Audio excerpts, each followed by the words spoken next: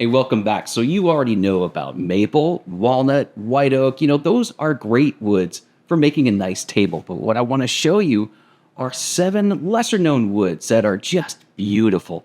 And I love recommending these to people who want to, expand their horizons in woodworking a little bit or just try something a little more unique. So what I've got for you is Sapele, Iroko, Shedua, black Limba, Mesquite, probably my favorite, Wenge, and Zebrawood. So what I've done is I've made a little table out of each one of these just to show you what they're like from raw boards all the way to a finished project. So here they are. This first one is a wood called Sapele because it has a somewhat low-key personality it's more elegant than it is flashy. Now, we stock this wood in quarter sawn material because of the way the boards give you these beautiful ribbons of grain that just more or less react to different angles of light.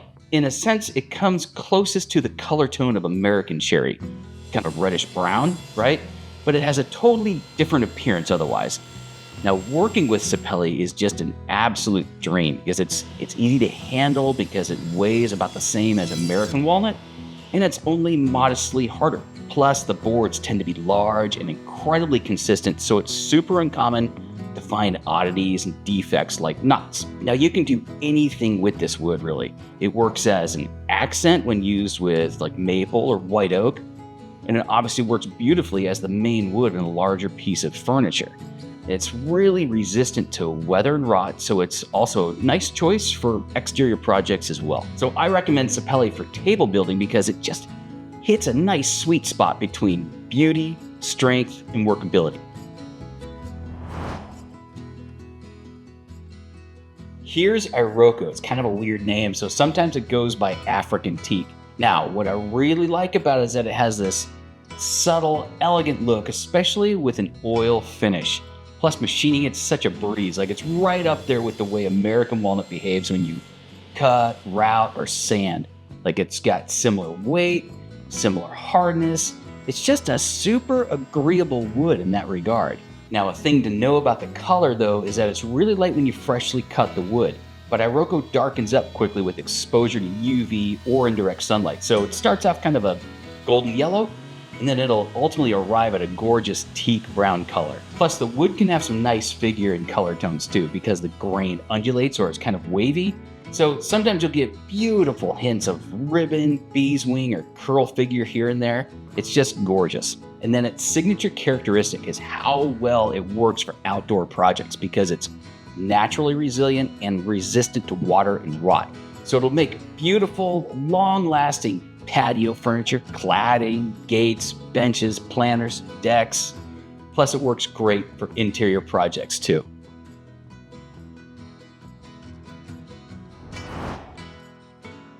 Okay, this is Shedua, and it offers you just an absolute symphony of natural brown color. So when you laminate boards together for a tabletop, you get intricate, complex beauty.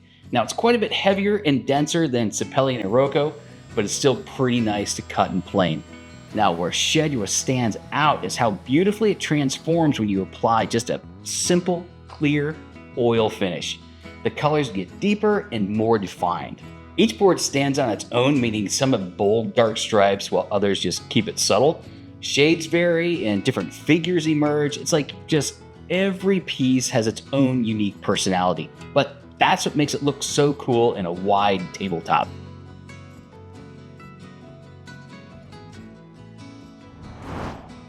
Black Limba just blows me away. It's hard to put into words, but I'd say it offers an aesthetic experience like no other. I just love how every board is like a work of art, and the way these natural gray streaks just gracefully flow across a backdrop of pale yellow. It's just awesome stuff. Now, hands down, this is the wood to use when you want to make a very special table. Now, a useful trick I live by for gluing up a solid panel is actually match the colors at the joint. It's a detail that might seem obvious to some, but it's still worth noting. Like, take this table, for example. I picked out a board that had a nice heavy streak running down the edge, and then by cross-cutting it and then pairing up those streak parts, you can hide the joint and make it look like the tabletop is totally seamless. I really want to make the point that working with black Limba is such a breeze. Like, it's lightweight, it's not very dense, and it machines just so nicely. So it's perfect for bringing your ideas to life with precision and ease. To sum it up, it's beautiful, unusual, and just great to work with.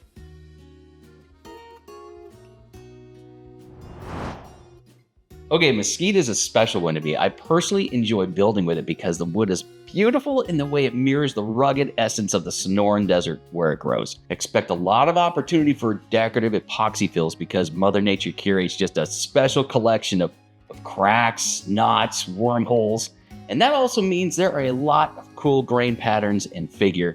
That's what makes Mesquite exceptional for building a one-of-a-kind table. And by the way, you'll love the aromas as you work with the wood too. It's sweet, it's earthy, it's kind of smoky. Makes me think of tasty Texas barbecue. Now, it's also very dense and heavy, so good sharp blades are a must. However, it's very durable wood and your furniture will last for generations. So when you work with it, you just take your time cutting and routing the wood and sand it to at least like 320 grit for a really nice feel. And then to pull out and enhance the natural golden red sunset colors, finish Mesquite with an oil. So to me, Mesquite is a really rewarding wood to work with. Where some people might consider Mesquite as hopeless or useless, I see a chance to build a really cool piece that's rugged and yet elegant.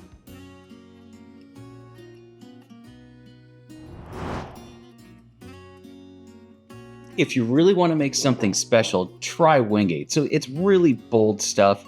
Now, from a distance, the wood looks like it's just like solid black, but as you approach closer, you're going to see the sleek black and brown lines that form just highly defined patterns and nuanced texture in the wood. So when you want a piece of furniture that just takes command of the room, go for Wenge.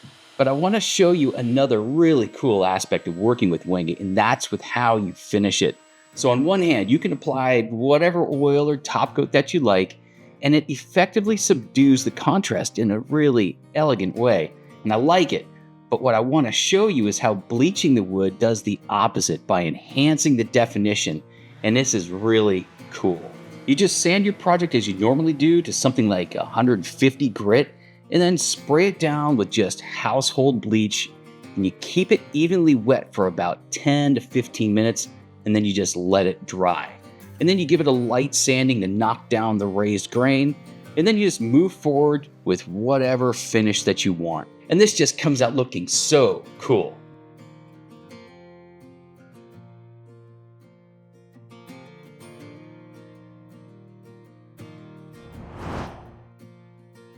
The last one I want to dive into is Zebrawood. Like all of these woods, it's got its own unique personality.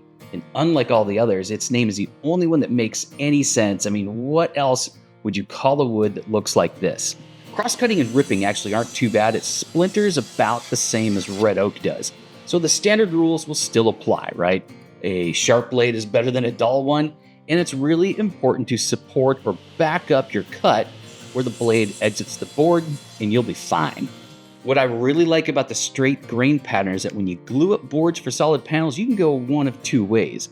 So first one's real simple. You just match the straight grain together, and that makes the joints just practically invisible to an untrained eye. Or second, you can make some cool patterns by cutting your boards at just different angles. It's harder to describe than it is to show. So in a previous video about Zebrawood, we made a drawer front with a nice sunburst pattern just by cutting the boards into little triangles and assembling back together. So you can just do some really cool things with this grain pattern. Compared to something like cherry or walnut, Zebrawood is a little more challenging to work with, but you just gotta think through your setup and your options. So like routing and planing, you wanna take really light cuts and you wanna do it at an angle in a way that just shears the grain if at all possible, and that'll give you the cleanest result. But still, sometimes you have to do some repair work. So you want to have some CA glue on hand, and that makes it really quick to attach little slivers or patches that you can just finesse down for a perfect match. But once you've got it worked out, it's really worth it because Zebrawood is just incredibly beautiful, and it'll make a table that's just the centerpiece of the room.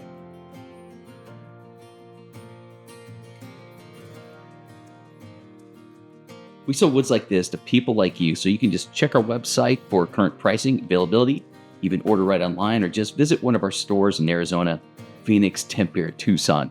With that, thanks for watching. Really appreciate it. See you on the next one.